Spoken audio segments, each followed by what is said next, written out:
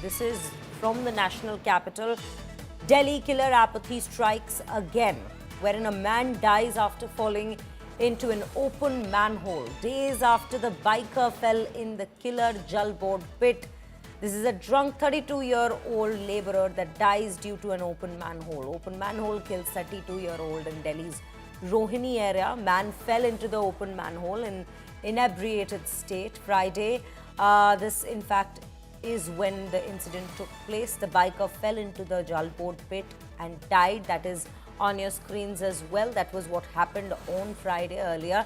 And now this has come about in Rohini, where we see there is a person who was under the influence of alcohol and he ended up falling in this open manhole, which again brings to question what exactly is the national capital, what state is the national capital in at this point of time, with several such incidents now coming to light. This indeed highlights apathy in its worst state at this given point of time. Himanshu Mishra joining me on the broadcast for more details at this point. Himanshu, a very good morning to you. सबसे पहले हमें ये बताइए कि हुआ क्या था वहाँ पर। ये जाना जा रहा है कि 32 साल का ये आदमी ड्रंक थे और वो इस ओपन मैनहोल में गिर गए थे। ये ओपन मैनहोल किसके जुरिस्डिक्शन में आता है, क्यों ऐसे पड़ा हुआ था? एक डीजे का खाली प्लॉट था बताया जा रहा है, जहां पर ये ओपन था। और सोमवार, आप सोचिए 2 दिन पहले 7:30 बजे के आसपास, शाम 7:30 बजे दोनों आ रहे थे। बिरजू और उनका साथी था पूरन दास। ये दोनों लोग आ रहे थे, दोनों लोग नशे में थे बताया जा रहा है। और बिरजू गिर जाता है, लेकिन आप सोचिए बुरहन दास को कुछ समझ में नहीं आया। उससे इतना तो अंदाजा हुआ कि बिरजू गिर गया है, लेकिन वो इस कंडीशन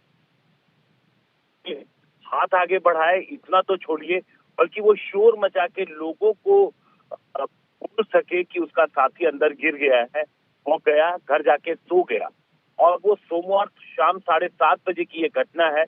मंगलवार दोपहर को उसको जब होश आया तो उसने फिर अपने साथी को बताया, और उसके बाद दोपहर 2:35 पर मंगलवार को फायर को कॉल किया गया, दिल्ली पुलिस को कॉल किया गया, जिसपे तमाम टीमें मौके पर पहुंची। और उसके बाद बिरजू राय को तलाशने की कोशिश शुरू हुई, जो 7:30 बजे शाम को तकरीबन 4 घंटे बाद सफलता मिली, जब बिरजू को ढूंढ के निकाला गया, लेकिन तब तक उसकी मौत हो चुकी थी। जी हिमांशु, तो उतने घंटों तक जब वो घर चले गए थे, ये उनकी जो साथी थे जो गिर गए थे, ये उस ओपन मैनहोल में बस पड़े रहे और किसी को कोई अंदाजा नहीं लगा वहां पर आसपास? नहीं, देखिए वो ओपन एरिया, उधर कोई ज्यादा जाता नहीं है, उस तरफ लोगों का मूवमेंट कम है। और वो नीचे जो बिरजू था वो डूब गया था अंदर, और वो ऊपर से ओपन मैनहोल में ऊपर से वो नजर नहीं आ रहा था किसी को।